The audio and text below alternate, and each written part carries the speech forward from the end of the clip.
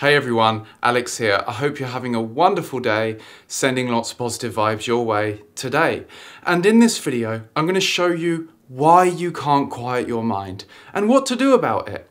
This, I believe, is the most likely reason. Is it because you haven't meditated enough? No, probably not. Is it because you're not spiritually awakened enough? No, absolutely not. This is something that not a lot of people, including non-duality speakers and meditation teachers, talk about. So, if you're having trouble clearing your mind, listen until the very end of the video because this is really going to help you. Let me tell you a little story about myself to elucidate on what I'm talking about. I've been meditating since I was about 16 years old. Ever since a random person in a random internet chat room started chucking Zen koans at me and introduced me to Zen Buddhism. So thank you to whoever you were for kicking off my journey. Anyone who's under the age of about 35 probably won't remember this, but it was back then that I used to download Alan Watts talks via an old school file sharing service called Napster over a 28.8K dial-up modem. I'd start downloading the roughly 30 megabyte MP3 file at night and go to bed excitedly in the hope that it would be downloaded by the morning. So throughout my 20s, I would meditate fairly regularly, and around my early 30s, I would jump in the local flotation tank for regular sessions. And whether I was meditating or floating, I would have this experience of beginning the meditation, listening to the mind, and hearing all of the mind chatter whirling around. And first, it would be the obvious voice in the head, worrying about whether I'd left the oven on or embarrassed myself at that party last weekend. And then the thoughts would get progressively more broken and abstract until after about 30 or 40 minutes or so, I'd hit silence. Just pure, serene silence. I'd be left as this bubble of consciousness floating in the blackness with dancing lights and wave patterns flowing behind my closed eyelids. And the odd momentary burst of weird abstract imagery would flash up in my vision. And I would sit or lie in the tranquil stillness for an hour or more, and then come around from the meditation or flotation feeling new with fresh clarity and a calm mind. And then, sometime in my early or mid-30s, life happened. Heartbreaking breakups happened. Challenging life events happened that resonated with and triggered my childhood pain and trauma. And at some point, I remember realizing something's going on. I'd be meditating, and it didn't matter how long I meditated for, my mind would just keep going and going and going. It didn't matter how much I moved my attention back to the breath or the body or tried to remain as open awareness, the voice in my head would just never ever shut up. I even tried extra long marathon meditation sessions, sometimes 3 hours long, and at the end of the third hour I would still be thinking, with barely a gap between the thoughts. And I remember thinking at the time, is it possible to have a reverse spiritual awakening? Because I feel like I've gone backwards. It wasn't until a few years later it was revealed to me what was really going on. You see, I had old emotions, old emotional pain that had been lying dormant in my body for years.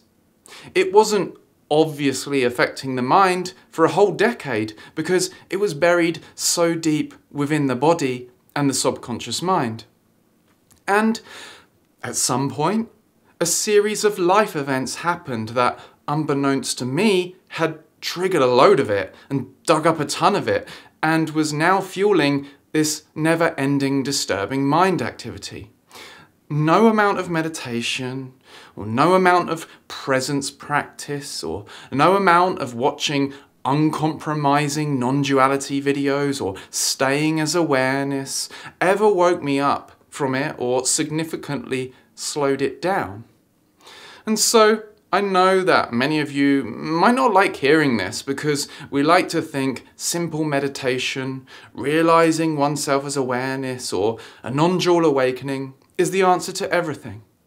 But in all honesty, it wasn't until I released the stuck emotions and trauma from the body that I began to see respite. It wasn't until I really got into the body on a somatic level and processed and expressed that stuck energy that I began to experience clarity of mind again. And so this is why I drew this little picture on the board right here. It's not a technical diagram, it's just a little visual to illustrate. Maybe you can practice presence, sit in silence or meditate a bit more and get some headway on slowing down that mind activity. Of course. Maybe you can watch enough spiritual awakening or non-duality videos to wake you up to the awareness behind the mind, and so the mind loses momentum. But if you've done all of that, I believe it's likely the case that you have trapped emotional energy in the body fueling the mind activity, raised nervous system activity fueling the mind activity. Ever heard of the phrase calm body, calm mind? There's a lot of truth to that. The intensity of the mind activity is often on behalf of the state of the body and the nervous system.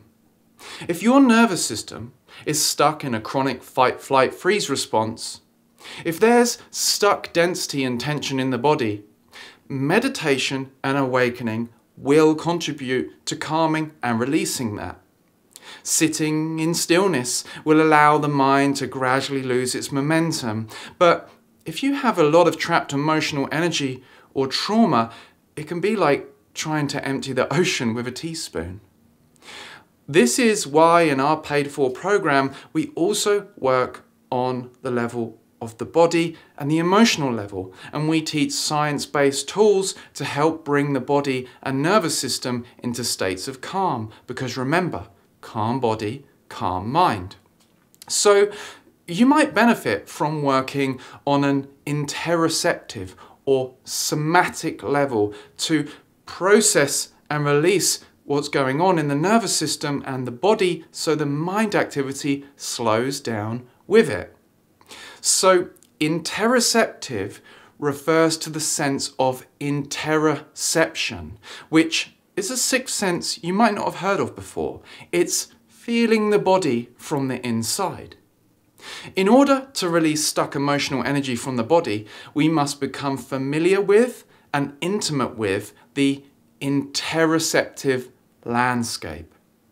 Many of us, because of this heightened mind activity and societal conditioning, are listening to the voice in our heads almost 24/7 and have almost no attention in the body. When we become intimate with and familiar with the landscape of the felt sense of the body, when we inhabit the body, we build emotional intelligence and we're better able to emotionally regulate and respond consciously to triggers and challenging situations or confrontation. We begin to allow the body this emotional turnover and allow ourselves to complete emotional arcs so we experience the release and clarity of mind that comes with it. Because you know, I had years of unexpressed emotions lurking in my subconscious mind and body, and they lay dormant for years and years, seemingly not affecting things. And that's why I was so confused when, later on in my life, I couldn't seem to allow the mind to quiet. It was when I also worked on an emotional level and the level of the nervous system and the body, that's when I experienced the release that led me to a relative clarity and calmness of mind. And that may well be the case for you too. So become familiar with what you're feeling. Welcome your feelings. Express and process them in a safe environment. And of course, if you have a lot of emotional pain or trauma that seems too much to manage, seek the appropriate assistance for you. I'll say it once more. Calm body, calm mind. And when those storm clouds of mind activity clear, an inner stillness is exposed, and your true intuition, true confidence, focus, and creativity can be allowed to shine through, so that you can effectively focus on your true life's calling and show up in empowered service to the world and create your dream life. And that concludes the video. I hope this video helps clarify things for you. There are many tools that you can use to help release emotional stuckness, and breath work is a very powerful one. And so that's why I created a free musical breathwork journey that you can download now. A link for that is in the description. You can grab that. And there's a link in the description for the free one-to-one with me or one of my team for the Awake and Aware program. Enrollment is open for this one-to-one coaching program with me. For those of you who are open to a holistic path to overcome anxiety and emotional stuckness and embodying the peace and love of your true nature so you can live life with a deeper inner freedom, this program's for you.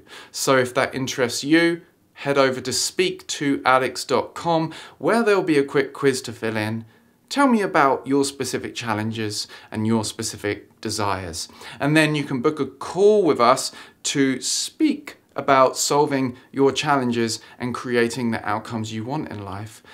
On this call, we'll just really do our best to help clarify things for you and help you and get you started on a transformational journey. And then if we both agree it's a good fit to take it further, we'll take it further.